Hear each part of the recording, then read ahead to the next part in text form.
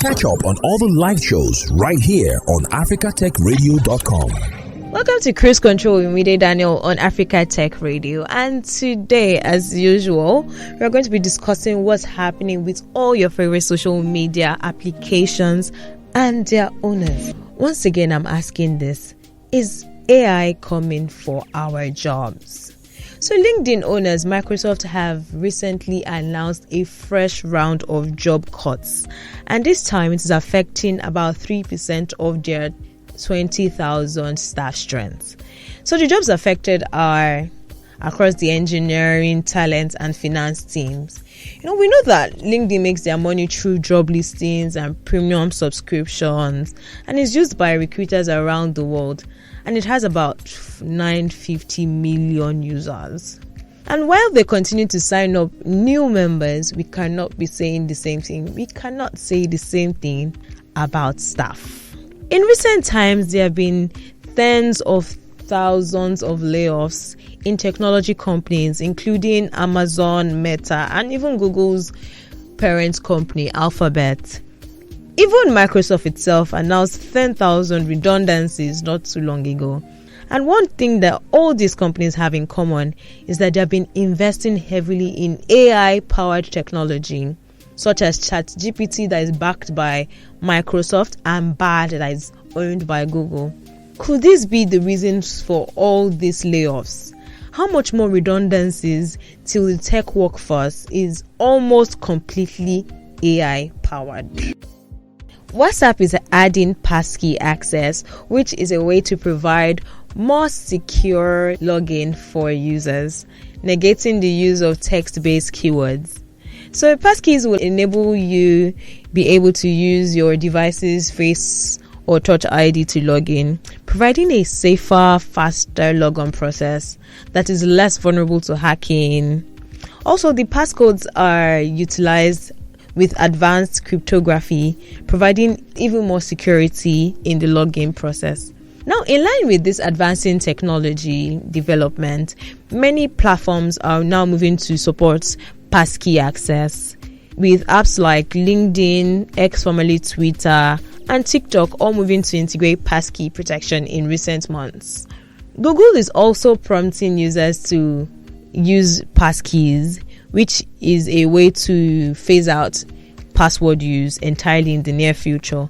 So while it may not be common yet, you can expect a lot more platforms to start using passkeys in coming months. So for WhatsApp, it makes sense to go ahead, given that this platform is all for privacy, and keeping your private messages private is very important, because a lot of people, if for some reason their chats leak, let me just leave it at that.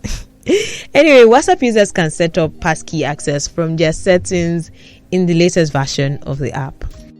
And something that is clearly influenced by social media usage behavior is Gmail adding emojis.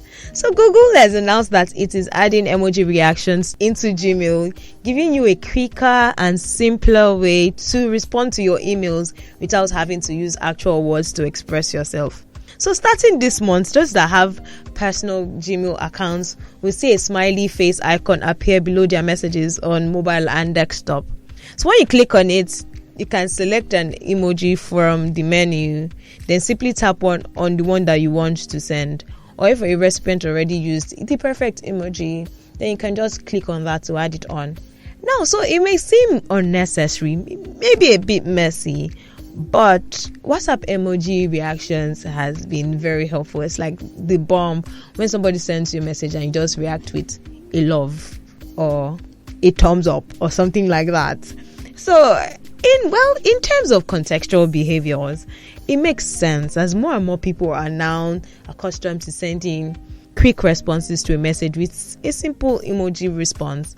But it may seem like we also need to maintain some form of written communication or maybe professionalism. I mean, it's Gmail. Like how hard is it to send an email or reply an email, right? Anywho, it's happening, and Google says that you'll be able to undo an email reaction within 5 to 30 seconds of submitting it, depending on your Gmail settings. So if you mistakenly use an emoji to respond to your boss or the HR, you might as well just undo it before it goes. Annoyingly though, some users who are going to start receiving separate emails notifying them that someone reacted with an emoji. Do you know how bad it is when you're not in the joke? When you're not inside the joke, there's an inside joke and you don't get it.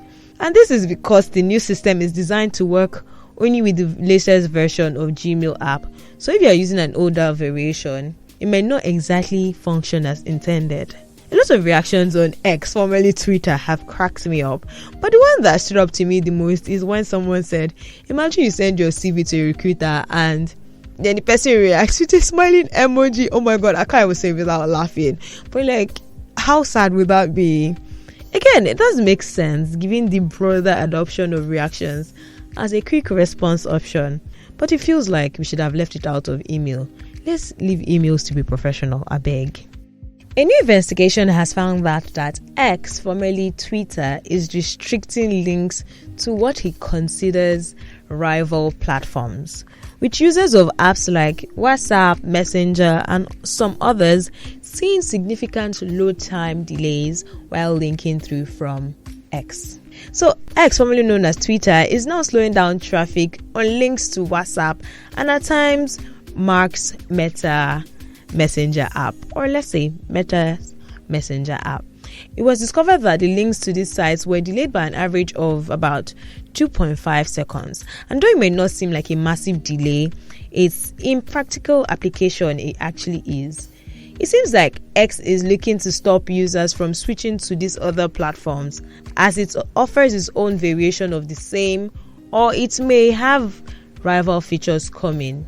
And it believes that it will negate the need to use this app in the coming future. X has neither denied nor confirmed that it has been limiting the flow of traffic to external sites, though there are notes within X's open source code which indicates that a link to rival social apps, even if they are just named in a post, will result in deboosting, whatever that means. Musk is not known for playing well with others or offering what he sees as free promotion via his platforms.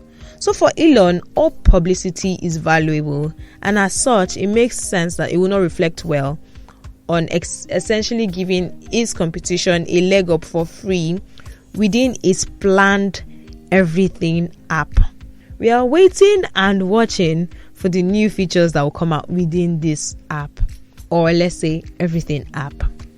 That's all today on Cruise Control with Mide Daniel on Africa Tech Radio. Make sure to follow on all social media platforms and keep listening to africatechradio.com because the conversation never stops. Thanks for listening, and don't forget to catch up on all the live shows right here on africatechradio.com.